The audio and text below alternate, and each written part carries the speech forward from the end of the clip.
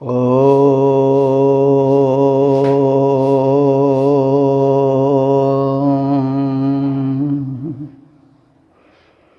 वेद प्रेमियों, सुधी श्रोताओं, संप्रति हम सब ऋग्वेद के प्रथम मंडल के 131वें सूक्त के 25वें मंत्र की व्याख्या में प्रवेश करने जा रहे हैं। यह मंत्र अत्यक्ष नामक छंद में निबद्ध है।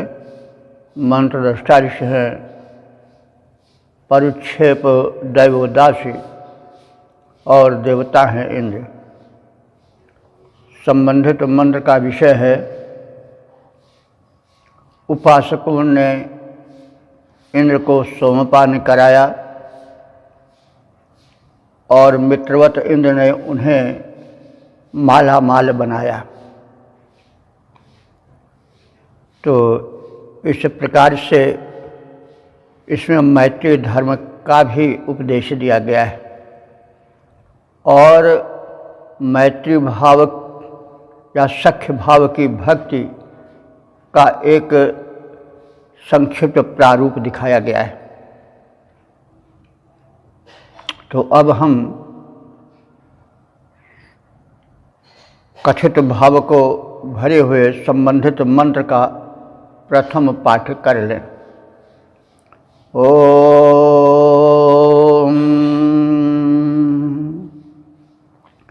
आदित्ये अस्य वीर्यस्य शर्किरन्मदेषु वृषन्नुषिजो यदाविथ सखीयतो यदाविथ शकर्थ कारमेभ्यः पृतनासु प्रवन्तवे ते अन्यामन्यां नद्यं सनिष्णात श्रवस्यन्तः सनिष्णात।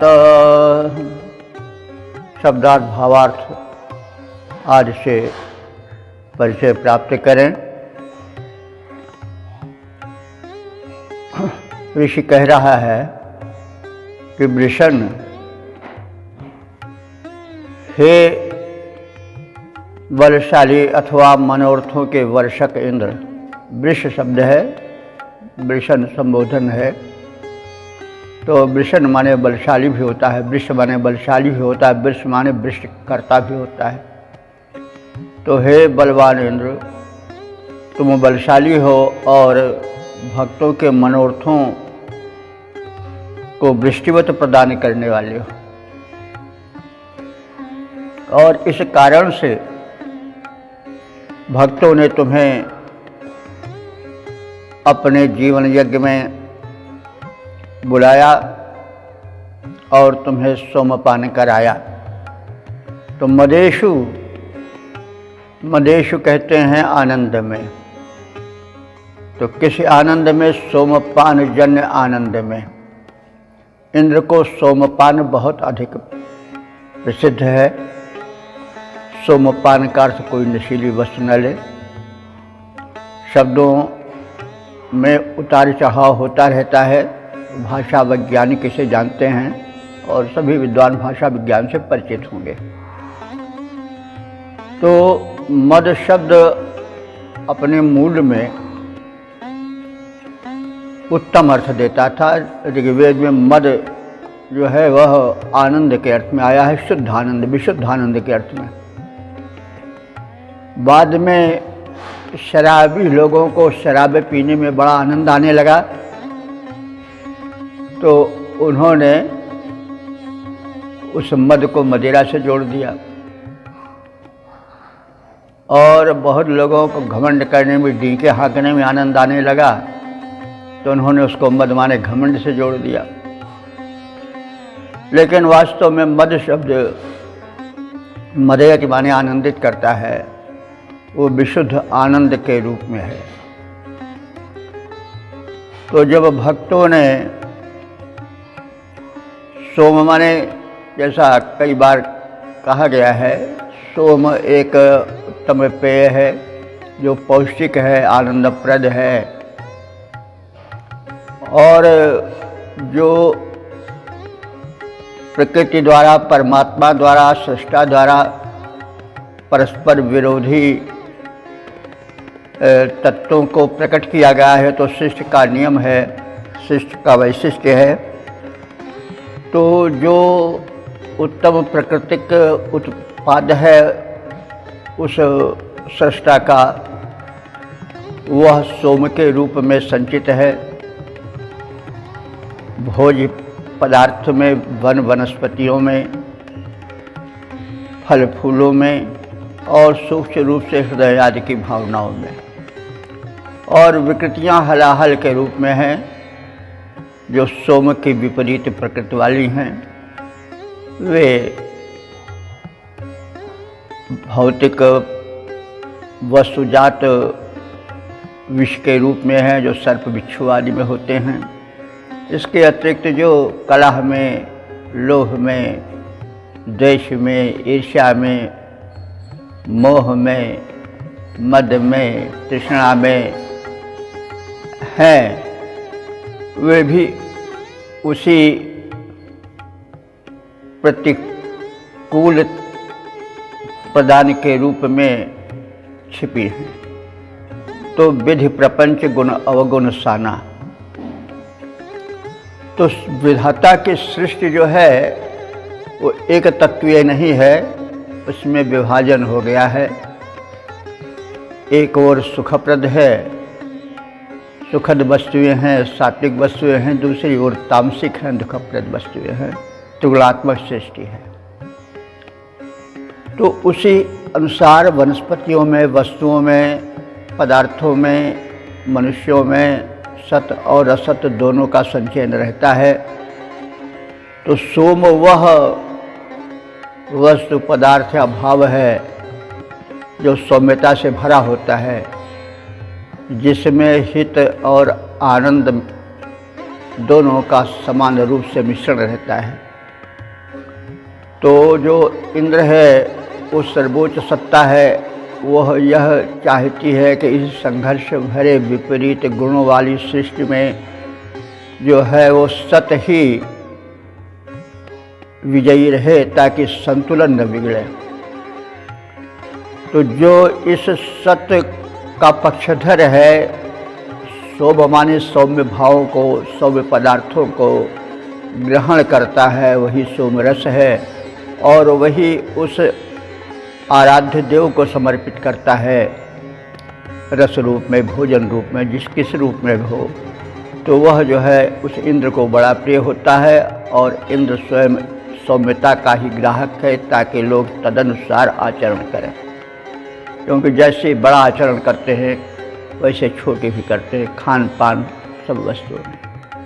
कुछ बड़े लोग चाय पीने लगे, जो कोई अच्छी चीज़ नहीं है, चीनी को गुड़ के स्थान पर महत्व देने लगे।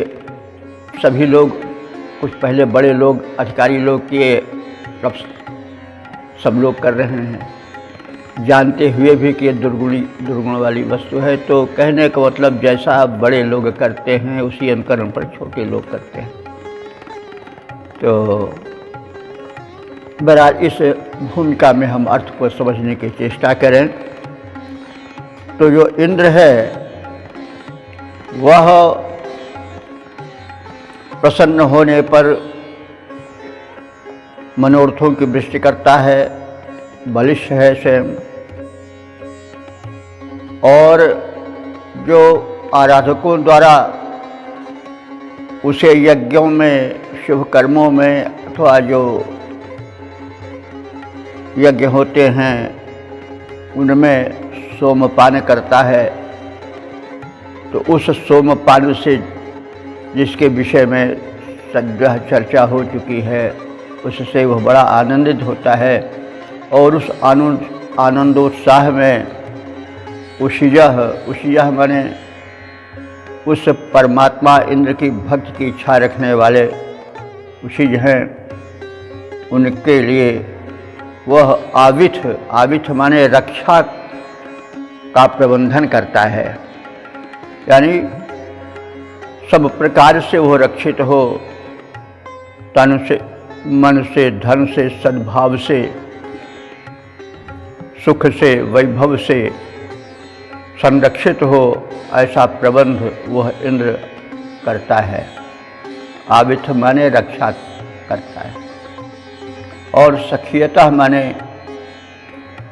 उससे सख्य भाव की स्थापना के इच्छुक, अथवा ये देखिए सखिन शब्द है तो सखियता, इसमें नाम धातु हम देख सकते हैं सखी से सखियत माने मित्रवत व्यवहार करना क्रिया बना दी गई है। तो सखियता माने मैत्री की भावना से भरे हुए, आत इत माने इस ओर माने भक्तों के दिशा में भक्त लोग, हे नृत्य तुम्हारे अस्य इस वीरजस्य माने पराक्रम पूर्ण कार्यों को जो तुम भक्तों के हित में करते हो, उसे लक्षित करके चक्र चारों ओर तुम्हारे यश को गाना प्रारंभ किया। तो क्या हुआ? परस्पर मैत्री भाव में तुम्हें उपासकों ने तुम्हारा अत्यंत प्रिय सोमरस समर्पित किया और तुमने बदले में उनकी रक्षा की। यह मैत्री भाव हुआ, क्योंकि मित्र केवल लेता ही नहीं देता है। आजकल तो लोग मित्रता करते हैं केवल लेने के लिए कि मौका मिलेगा तो इनसे हम अपना यह काम साध लेंगे और कुछ प्राप्त कर लेंगे, लेकिन नहीं, मित्र का धर्म यह नहीं है। वो सदैव बल अनुमान सदा हित करे, लेत देत मनशंक न धरे। मित्र धर्म को इस प्रकार से वर्णित किया गया है कि पापान निवारयति योजयते हिताय, गुह्यम च गुहति गुणान प्रकटी करोति, आपद गते न जहाति ददाति काले, सन्मित लक्षण मिदम ही प्रवदन्ते संता। मित्र कौन है? पापान निवारयति, पाप कर्मों से जो पीड़क होते हैं उनसे मित्र का निवारण करता है। आजकल तो मित्रता करते हैं, चलो भाई यानी कुकर्म की ओर ले जाते हैं, तो मित्र नहीं है। तो मित्र क्या है? पापान वाले कुकर्मों से निवारयति माने मित्र को रोकता है। योजयते हिताय, जिससे उसका हित हो उसमें वो उसको योजयते माने जोड़ता है। और गुह्यम च गुहति, उसमें गुण अवगुण तो सब में होते हैं, उसमें जो कुछ अवगुण कहीं से है उसको गुह्य तुम्हारे छिपाता है। ये नहीं कि थोड़ा, लोग तो ऐसा होता है ना, किसी में थोड़ा सा देखे राई भर अवगुण तो फिर उसको पहाड़ करके कहना शुरू कर देते हैं। मित्र वो नहीं है। मित्र तो निकट से जानता है मित्र को, प्रत्येक वस्तु में गुण अवगुण रहता है, क्योंकि विधि प्रपंच गुण अवगुण स्थाना। विधि की सृष्टि ही ऐसी है कि उसमें गुण और अवगुण दोनों सने हुए हैं, माने बिल्कुल मिले घुले मिले हुए हैं। तो भाई किसी में 10 गुण हुए तो 2 अवगुण भी हो सकता है, और किसी में 10 गुण हुए तो 2 और अवगुण, और 10 गुण हुए तो 2 अवगुण, और 10 अवगुण हुए तो 2 गुण भी हो सकता है। तो दुष्टों में अवगुण का अधिक होता है, सज्जनों में सद्गुण का अधिक होता है। तो कहने का मतलब कोई भी वस्तु ऐसी नहीं है जो कि खालिश हो। कहने का मतलब उस समय मिश्रण रहता है अच्छे बुरे का। तो उसको इस प्रसंग में कहा जा रहा है कि सन्मित्र जो है वो गुह्यम च गुहति, मित्र में अगर कोई दोष है या कुछ भूल चूक से हो जाता है तो उसको चारों उजागर नहीं करता है, डंका नहीं पीटता है, बल्कि गुह्यति च, उसको छिपाता है। गुह्यम च गुहति, जो छिपाने योग्य है उसको छिपाता है। और गुणान प्रकटी करोति, समाज में उसके गुणों को कहता फिरता है। आपद गते न जहाति, आपत्ति आ जाता है तो छोड़ता नहीं मित्र को। आजकल होता है मुसीबत में लोग छोड़ देते हैं, सुख के क्षण में तो सभी लगे रहते हैं, पीछे पीछे जब संकट काल आता है तो सब छोड़कर चले जाते हैं। तो वह मित्र, सही मित्र वह है जो कि आपद गते, अगर आपत्ति काल आ गया मित्र पर तो उसको न जहाती, त्यागता नहीं है। और ददाति काले, समय पर जिस वस्तु की आवश्यकता होती है उसको देता है। तो सन्मित्र लक्षणम इदम है प्रवदन्ति संतः। सन्मित्र के संतों द्वारा कथित यही लक्षण हैं। मानस में भी कहा है, लेत देत मन शंक न धरी, श्रुति कहा संत मित्र गुण यही। तो यह श्रुति का कथन है। तुलसीदास जी ने कहा है कि कुपथ निवार सुपंथ चलावा, कुपथ से निवारण करके उसको सच्चे रास्ते पर लाता है। कुपथ निवार सुपंथ चलावा, गुण प्रगटे से अवगुण ही दुरावा, और लेत देत मन शंक न धरे, श्रुति कहा संत मित्र गुण यही। तो कह रही कि मतलब यहाँ मैत्री भाव की संयोजना की गई है। तो मित्र केवल लेता ही नहीं, देता भी है। और मैत्री भाव की भक्ति की प्रशंसा हुई है। भक्ति काल में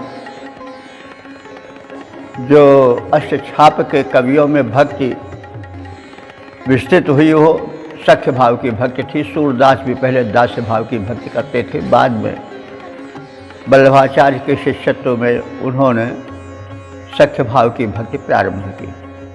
तो सख्य भाव की भक्ति में बड़ी खुली छूट रहती है, मित्रवत, और उसमें गिड़गिड़ाना नहीं पड़ता है।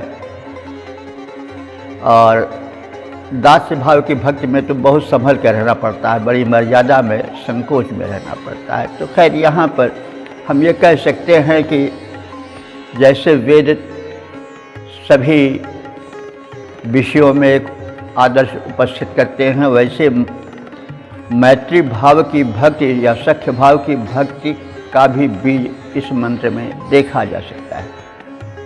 तो यहाँ पर कह रहा है जो ऋषि के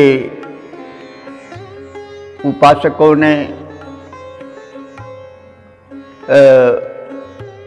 यजमानों ने इंद्र को सोमपान कराया, और इंद्र ने मित्रवत उसके बदले उस उपासक की रक्षा की। तो अब फिर एक पक्षी नहीं रहा। फिर उपासक ने क्या किया कि उसने वीर्यस्य इंद्र के पराक्रमों के चक्रण माने गीत गाने प्रारंभ किए, मंत्र रचना की, मंत्र गायन किया, जिसमें इंद्र का पराक्रम कथित था। यानी इंद्र के यश को फैलाना प्रारंभ किया। तो किसी के यश को, किसी के कीर्ति को, किसी की बड़ाई को चारों ओर फैलाना मित्र का सद्धर्म है। तो इंद्र ने दोनों में लेन देन बराबर चल रहा है, कोई मतलब निष्प्रिय भाव से चल रहा है। यज्ञ में सोमपान कराया गया भक्तों द्वारा, इंद्र ने रक्षा किया भक्तों की, उपासकों की। फिर भक्त या उपासक ने उनके कीर्ति गुणगान चारों ओर गाना प्रारंभ किया और उनके यश को, इंद्र के यश को चारों ओर फैलाया। तो इस प्रकार से यह क्रम जो है वो निरंतर चलता रहा। गीता में भी यही भाव प्रकटित किया गया है कि सह यज्ञाः प्रजा सृष्टा प्रोवाच प्रजापति। तो तुम यज्ञ करो, परस्पर लेन देन वाला भाव रखो और एक दूसरे को जो है वह पुरस्कृत करो, माने आगे बढ़ाओ, एक दूसरे को उत्कर्षित करो, ऊंचा उठाओ। तो देवान भावतानेन ते देवा भावयन्तु वः। तुम देवताओं को उत्कर्ष प्रदान करो और देवता तुम्हें उत्कर्ष प्रदान करें। तो यह है परस्पर सख्य भाव। गीता में भी इसकी झलक है। और परस्परम भावयन्तः श्रेयः परम अवाप्स्यत। तो दिव्य शक्तियाँ और तुम एक दूसरे से मैत्री सूत्र में जुड़े रहो और परस्पर एक दूसरे का हित करते हुए संसार को सुखी बनाओ।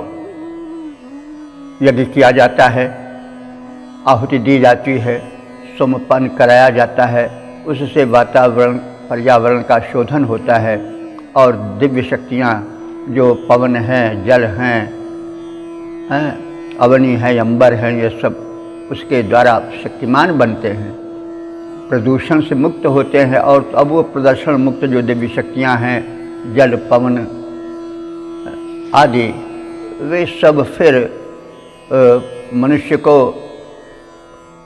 उसके बदले में स्वास्थ्य देती हैं, सौख्य देती हैं, संपन्नता देती हैं, समृद्धि देती हैं। तो यही हुआ परस्पर एक दूसरे को उत्कर्षित करना। तो वेद की ही भावनाओं को चारों ओर विस्तृत किया गया है।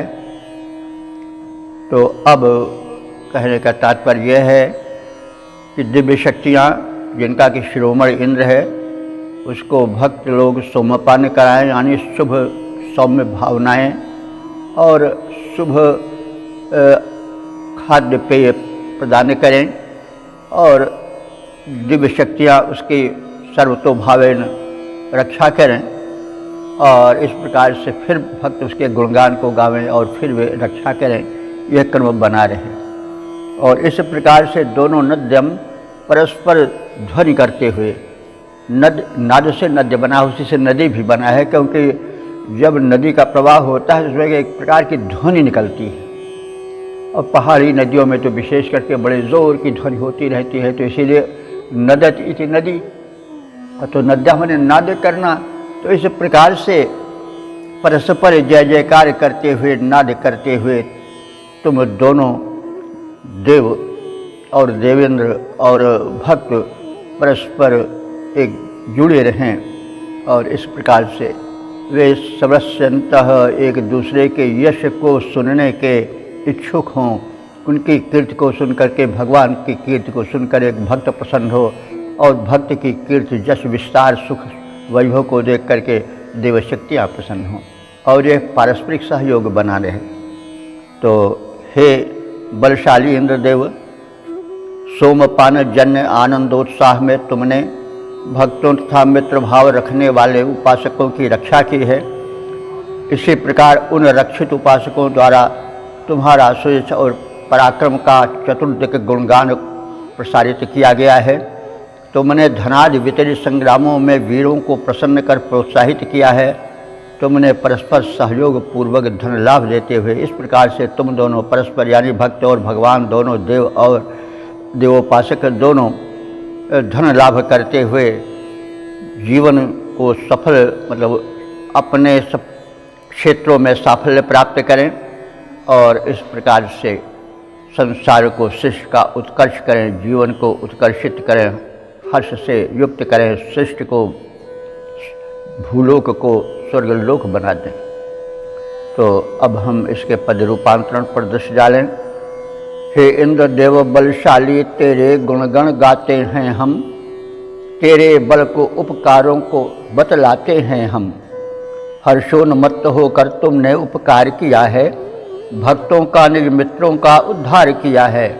रक्षित उपासकों ने तेरा गुण गाया है, तेरा शौर्य पराक्रम चहुदिश फैलाया है। संग्रामों में धन आदि के वितरण के द्वारा किया गया प्रोत्साहित वीरों का दल सारा, तुमने है अन्नादिक धन वितरण करवाया, यूँ सहयोग बढ़ाया, हर्षित उन्हें बनाया। ओम वेद प्रेमों, सुधी श्रोताओं, संप्रति हम सब ऋग्वेद के प्रथम मंडल के 131वें सूक्त के 6ठे मंत्र की व्याख्या में प्रवेश करने जा रहे हैं। यह मंत्र अत्यश नामक छंद में निबद्ध है। मंत्र दृष्टा ऋषि परुक्षेप दैवोदास और देवता हैं इंद्र, तथा संबंधित मंत्र का विषय है रक्षण में तत्पर इंद्र हमारी स्तुति को तत्परता से सुने। अब इस भाव को भरे हुए मंत्र का सर्वप्रथम पाठ हो जाए। ओम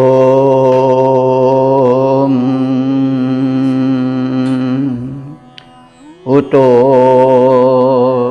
नो अस्या उषसो युषेत हर्कस्य बोधि हविषो हवीमभिः स्वर्षाता हवीमभिः यदिन्द्र हन्तवे मृधो वृषा वज्रञ्चिकेतासि आमे अस्य वेधसो नवीयसो मन्मश्रुधि नवीयसः।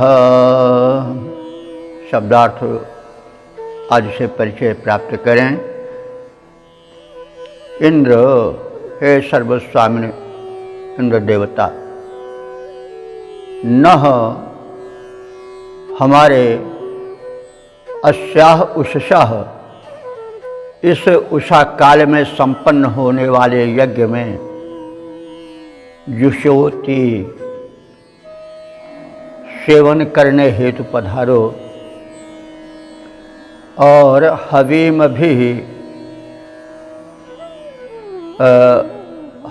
भी माने एक विशेष पद्धति से आहुति प्रक्षेपण और स्तुति का क्रम जिसमें चलता हो ऐसे यज्ञ को हवीम भी कहते हैं। तो हमारे इस यज्ञ में जिसमें कि विशिष्ट पद्धति से हव्य द्रव्य आहुति किए जा रहे हैं और विशेष स्तुतियों के साथ यह यज्ञ कर्म संपन्न किया जा रहा है, ऐसे उषाकालीन यज्ञ में हे इंद्र आप पधारो। और अर्कस्य माने स्तुति को सुनो, हविषा माने हवि को, हव्यान्न को ग्रहण करो, आप आमंत्रित हैं। और बोधि माने जानो, हमारे इस यज्ञ कर्म को, हमारे इस स्तुति को जानो। और आपसे एक निवेदन अतिरिक्त है कि स्वः साता, वो सात माने युद्ध, सात युद्ध को कहा जाता है। तो जैसा हमने पहले निवेदन किया है और करते आ रहे हैं कि वेदों में, खासतौर से ऋग्वेद में युद्ध के अनेक पर्यायवाची बहुत पर्याय हैं। तो उसका कारण है कि युद्ध भी बहुत प्रकार के हैं।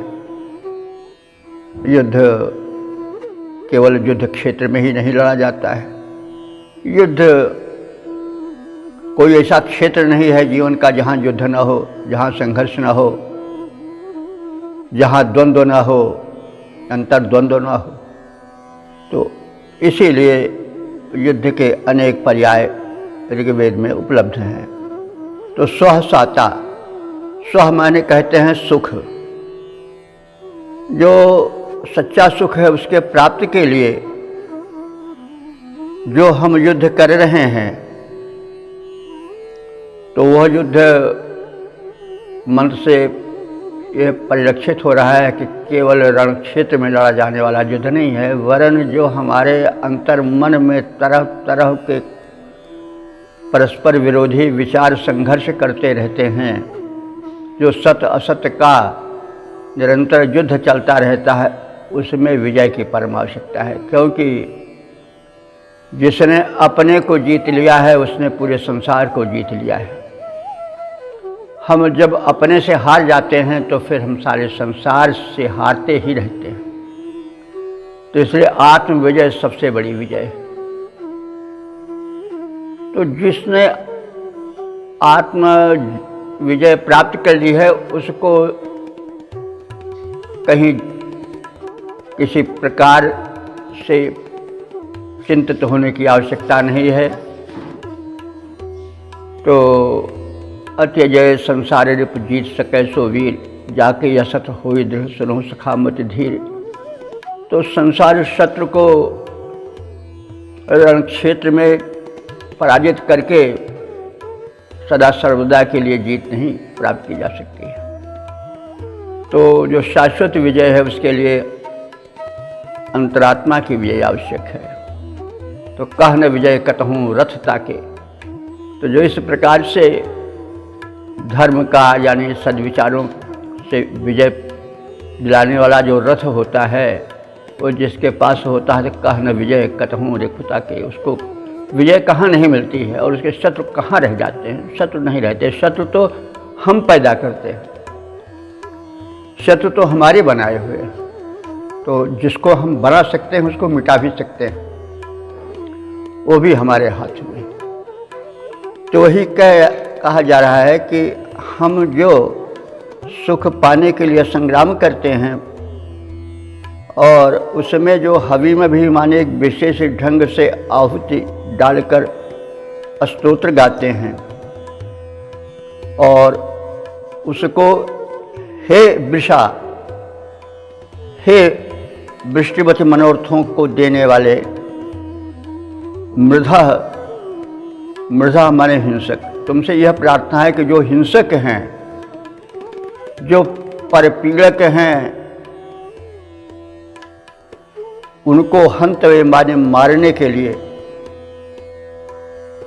तुम जिस प्रकार से चिकेतस माने जागते रहते हो, सावधान रहते हो, सजग रहते हो, तुम्हारे दृष्टि में हिंसक कभी पनप नहीं पाते हैं, उनको तुम पनपने का अवसर नहीं देते हो। अगर पनपने का अवसर दिया जा रहा है तो कभी कभी पीछे इसलिए हटा जाता है कि वो पाले में आ जाए, फिर उसको अच्छी तरह से गिरावे। तो गलत काम करने वाला कभी उत्कर्षित नहीं हो सकता। अगर हो रहा है तो परमात्मा उसको मौका दे रहा है कि या तो सुधरे या फिर अपने अधिक संहार के लिए तत्पर रहे। तो हे मनोरथों के वर्षक बलशाली इंद्र, तुम जिस प्रकार से हिंसकों के विनाश के लिए तत्पर रहते हो, वैसे हे चिकेत, हे ज्ञानी और हे जागरूक रहने वाले इंद्र, तुम अपनी जागरूकता हमारे नवीयशः नवीन स्तुति के मंत्रों को भी सुनने के लिए तत्पर रहो, सजग रहो और आशुधि उसको भली भांति सुनो। मन माने मेरे नवीन स्तुति मंत्रों को तुम उसी तत्परता से सुनो जिस तत्परता से तुम दुष्टों के विनाश में तत्पर रहते हो। तो विनाश परम शक्ति इंद्र करता अवश्य है। अगर कोई क्षणिक बढ़ रहा है तो मत समझो कि उसको बढ़ाया जा रहा है तो इसलिए कि वह और अच्छी तरह से काटा जाए, क्योंकि सूक्ष्म का विनाश बड़ा कठिन होता है। जब स्थूल हो जाता है, बढ़ जाता है, तब उसको काटने में आसानी होती है। तो इसलिए ये भक्त कह रहा है कि आप जिस प्रकार से, जिस तत्परता से हिंसकों के, दुष्टों के विनाश में कटिबद्ध रहते हो, उसी तत्परता से हमारी इस नवीन स्तुतियों को भी सुनो। तो हे इंद्रदेव, तुम हमारे उषाकालीन यज्ञानिक कर्मों में उच्चरित स्तुतियों को ग्रहण करो, जो विशेष ढंग से आहुति से और स्तुति से संपन्न कराए जा रहे हैं। ऐसे हमारे उषाकालीन यज्ञों में आप तत्परता पूर्वक आगमन करो। स्तुतियों के साथ प्रदत्त आहुतियों को ग्रहण करो। हे वज्रधर इंद्र, सुख प्राप्त हेतु हुए युद्धों में स्तुतियों के अभिप्राय को जानो और जिस तत्परता से तुम तत्परता से तुम हिंसकों का विनाश करते हो, उसी तत्परता से, उसी सजगता से तुम हमारे नवीन स्तोत्रों का भी श्रवण करो और सुनने के लिए सजग रहो, उन्हें विधिवत सुनो। अब हम इसके पद रूपांतरण पर भी दृष्टि डालें।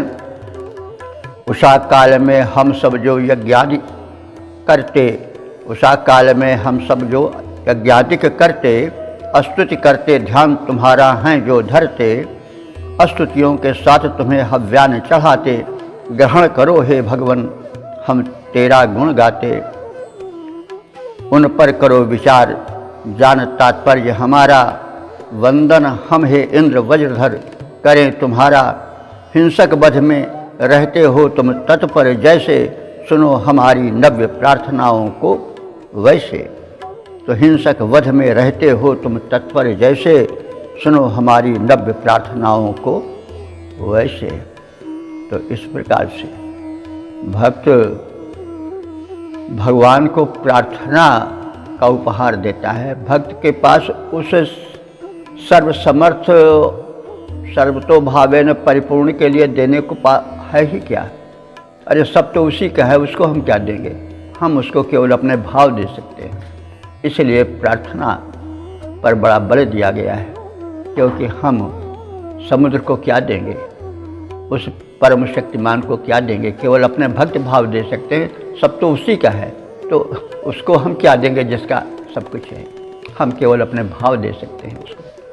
तो ओम वेद प्रेमियों सुधी श्रोताओं, संप्रति हम सब ऋग्वेद के प्रथम मंडल के 131वें सूक्त के 7वें मंत्र की व्याख्या में प्रवेश करने जा रहे हैं। यह मंत्र जो है वो अत्यष्ट नामक छंद में निबद्ध है। मंत्र दृष्टा परुक्षेप दैवोदास्य हैं और देवता हैं इंद्र। संबंधित मंत्र का शीर्षक है संसार को कुकर्मियों से शून्य कर दो। इंद्र से निवेदन है। तो अब इस निवेदन को भरे हुए मंत्र का सर्वप्रथम पाठ हो जाए। ओम त्वं तमिन्द्र वावृधानो अस्मयुर्मित्रयन्तं तु विजातमर्त्यं वज्रेण शूरमर्त्यं जहि यो नो अघायते शृणुष्व शुश्रवस्तमः रिष्टं नयामन्नप भूतु दुर्मतिर्विश्वाप भूतु दुर्मतिः। शब्दार्थ आज से परिचय प्राप्त करें।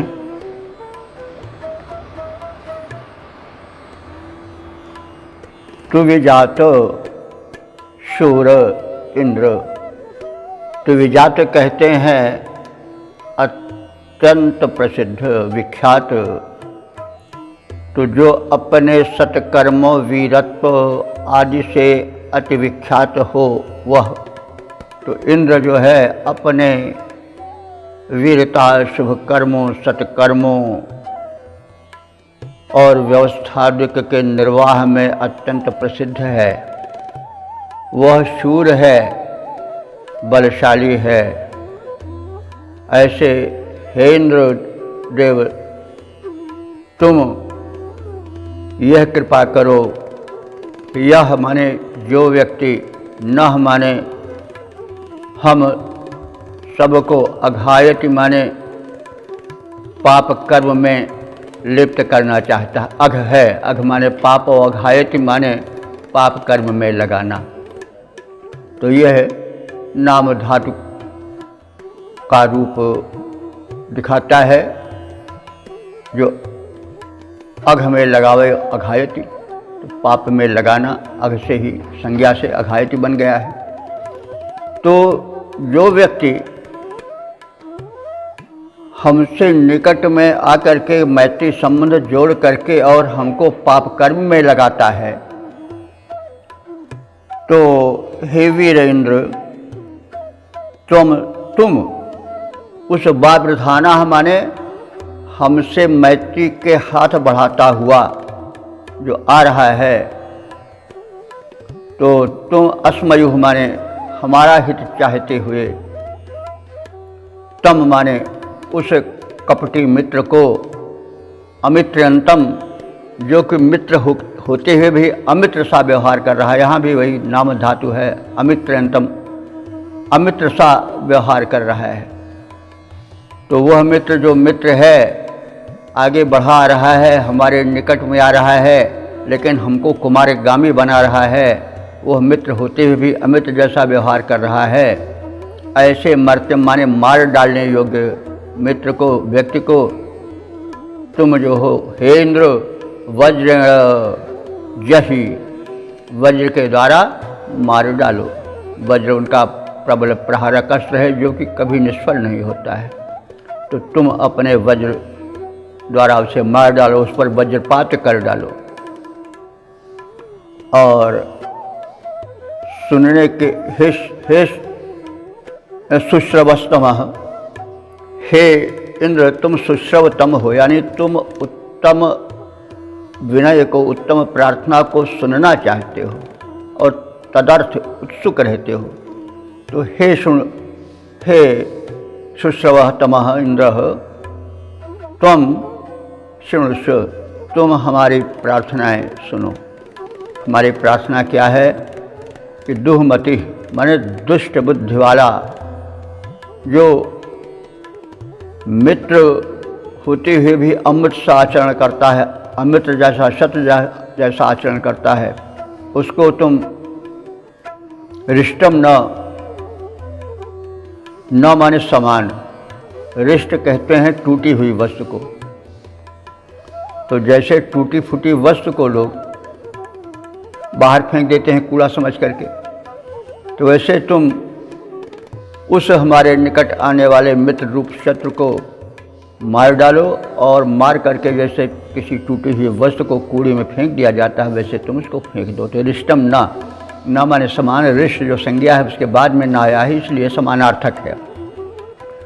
तो हे इंद्र तुम तथा कथित दुर्जन को रिष्टम न टूटी हुई वस्तु के समान, यामन माने मार्ग से, अपभूत दूर हटा दो, विश्वाह माने सारे समस्त, दुहमति माने दुर्बुद्धि युक्त मनुष्यों को अपभूतु इस सृष्टि से दूर कर दो, ताकि सृष्टि का संतुलन बना रहे। आज सृष्टि में असंतुलन है तो केवल दुष्टों के कारण है। मनुष्य कुचक्रों से सदैव ग्रस्त रहता है, प्रपीड़ित रहता है, इसलिए वो सुख की नींद सो नहीं पाता है।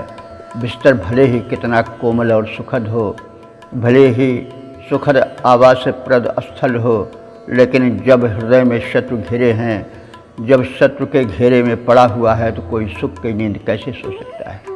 तो इसलिए प्रार्थना है कि हे इंद्र तुम उन कथित दुष्टों को मार डालो, और जैसे किसी टूटी फूटी वस्तु को निरुपयोगी समझकर कूड़े कचड़े में फेंक दिया जाता है, वैसे तुम उन व्यक्तियों को फेंक दो, दूर कर दो, और समाज को, राष्ट्र को, विश्व को जो है वह सुख और समृद्धि से भर दो।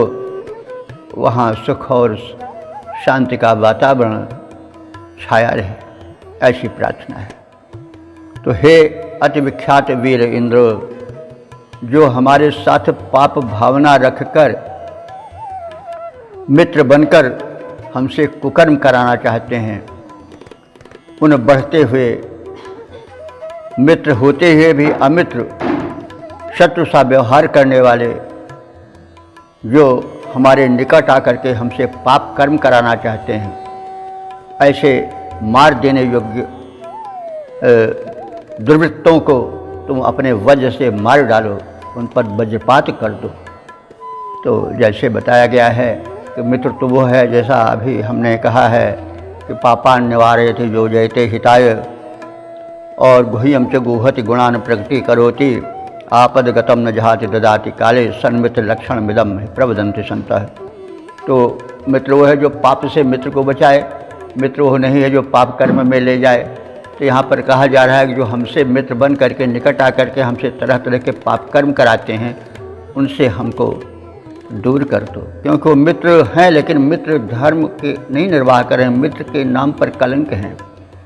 तो इस तरह से ऐसे दुष्टों को मित्र बन करके अमित्र सा शत्रु सा व्यवहार करने वालों को, हमको पतन के गर्त में ढकेलने वालों को नष्ट कर दो। तो उन्हें वज्र से मार डालो। हे इंद्रदेव मेरी पुकार सुनो, और दुर्मत कुटिल शत्रुओं को खंडित वस्तु के समान निरुपयोगी व्यर्थ कूड़ा करकट समझकर हमारे पथ से उनको हटा दो। समस्त दुर्विचारों को समूल विनष्ट कर डालो, संसार को दोष मुक्त कर दो, दुख मुक्त कर दो। यह मुझे ऋषि की प्रार्थना है। अब इसके पद रूपांतरण को देख लें अति प्रख्यात प्रवीर इंद्र सुन लो प्रार्थना हमारी। अति प्रख्यात प्रवीर इंद्र सुन लो प्रार्थना हमारी। जो व्यवहार शत्रुवत हमसे करें कुटिल कुविचारी। मित्र हो करके भी जो व्यवहार शत्रुवत हमसे करें कुटिल कुविचारी। उन दुर्मत पापियों खलों को मार वज्र से डालो। उन दुर्मत पापियों खलों को मार वज्र से डालो। टूटी पड़ी कुवस्तु की तरह उन्हें मार्ग से टालो। यह संसार भरा सद्भावों से प्रसन्न मुस्काए। यह संसार भरा सद्भावों से प्रसन्न मुस्काए। सारे दुर्विचार दुनिया से पूर्ण नष्ट हो जाएं। सारे दुर्विचार दुनिया से पूर्ण नष्ट हो जाएं। ये समापन का मंत्र है। इसलिए इसमें जो ऋषि की अंतिम इच्छा थी कि विश्व में सुख शांति फैले, संसार ये मर्त्यलोक जो है वह स्वर्गलोक बन जाए, ये भावना प्रकट की गई है। इस प्रकार से हमने ऋग्वेद के प्रथम मंडल के 131वें सूक्त के विषय में संक्षेप में परिचय प्राप्त किया। शब्दार्थ भावार्थ आदि से परिचित हुए, पद रूपांतरण सुने। तो इस सूक्त में 7 मंत्र थे जो व्याख्यायित हो चुके हैं, और इस प्रकार से अब तक आज से लेकर जो मंत्र व्याख्यायित हो चुके हैं उनकी संख्या है 1472। अब जो यह ऋग्वेद के प्रथम मंडल के 131वें सूक्त का मंत्र है, सूक्त यह जो सूक्त है उसमें 7 मंत्र हैं और सबके देवता और विषय आदि जो कथित हैं वैसे हैं, और देवता सबका इंद्र है। अब इस सूक्त के सार को हम संक्षेप में समझ लें। प्रथम सूक्त में इंद्र की महत्ता कही गई है और बताया गया है कि त्रिलोक इंद्र के समक्ष नतमस्तक हैं, क्योंकि वो सर्वोपरि सत्ता है, सृष्टि में संतुलन चाहता है और नहीं चाहता है कि विकार बढ़ करके उसके इस रचित संसार को नरक बनावें। तो इंद्र ही सर्वतोभावेन उपास्य है, अगले मंत्र में कहा गया है। और फिर उसके आगे मनोरथों के परिपूरक इंद्र की प्रार्थना की गई है। इंद्र से आसुरी अत्याचार से मुक्ति प्रदान की स्तुति है। आराधक स्तुति करें, शुभ कर्म में निरत हों और इंद्र उन्हें संपन्न बनावें। और इंद्र जिस तत्परता से सृष्टि की रक्षा करते हैं, सज्जनों की रक्षा करते हैं, उसी तत्परता से सज्जनों की, भक्तों की, वासकों की स्तुतियाँ भी सुने, क्योंकि स्तुतियाँ सुनेंगे तभी तो उनके निवेदन से पूर्ण परिचित हो पाएंगे। यद्यपि सब जानते हैं फिर भी भावावेश में यह कहा जाता है कि आप सुनो। वो तो सुन रहा है, ऐसी बात नहीं कि नहीं सुनता है, वो तो ऐसा है, उसके कर्ण तो इतने सूक्ष्म हैं कि चींटी के पग नेउर बाजे सो भी साहिब सुनता है। अगर चींटी के पैर में नूपुर पायल बांध दिया जाए तो चींटी का पैर तो बड़ा छोटा होता है, सूक्ष्म होता है, उसमें उसका पायल और सूक्ष्म होगा, उससे जो ध्वनि निकलेगी वो अत्यंत सूक्ष्म होगी। लेकिन उसके कर्ण इतने संवेदनशील हैं कि वो तो सब कुछ सुन लेता है। फिर भी भक्त में मतलब भक्त को संतोष नहीं होता कि वो उसकी प्रार्थना सुन रहा होगा। वो ये है मतलब आतुरता का, भक्ति के भावावेश का एक लक्षण है। तो इसलिए भक्त कह रहा है कि भगवान आप हम सबका हित करते हो, निरंतर हर निश हमारे हित में संलग्न रहते हो, लेकिन उसी संलग्नता से हमारी स्तुतियाँ, हमारे निवेदन को भी सुनो। तो इस प्रकार से अंत में ऋषि अपनी अंतिम इच्छा व्यक्त करता है कि संसार में तमाम ऐसे लोग हैं जो मित्रवत व्यवहार करके कुमित्र सा आचरण करते हैं, असत पंथ पर ले चलते हैं, पतन के पंथ की ओर अग्रसर करते हैं। ऐसे छली कपटी कुमित्रों से हे भगवान हमारी रक्षा ही नहीं करो, बल्कि उनका अस्तित्व ही मिटा दो और संसार जो है वो इन कुकर्मियों से मुक्त हो जाए, ताकि यह धरती जो है स्वर्ग बन जाए, यह मर्त्यलोक न रह जाए, अमर्त्यलोक बन जाए। ऐसी ऋषि की मंगल कामना है। तो अब हम अगले सूक्त के श्रवण के लिए तत्पर रहें। ओम सर्वे भवन्तु सुखिनः, सर्वे सन्तु निरामयाः, सर्वे भद्राणि पश्यन्तु, मा कश्चित् दुःखभाग् भवेत्।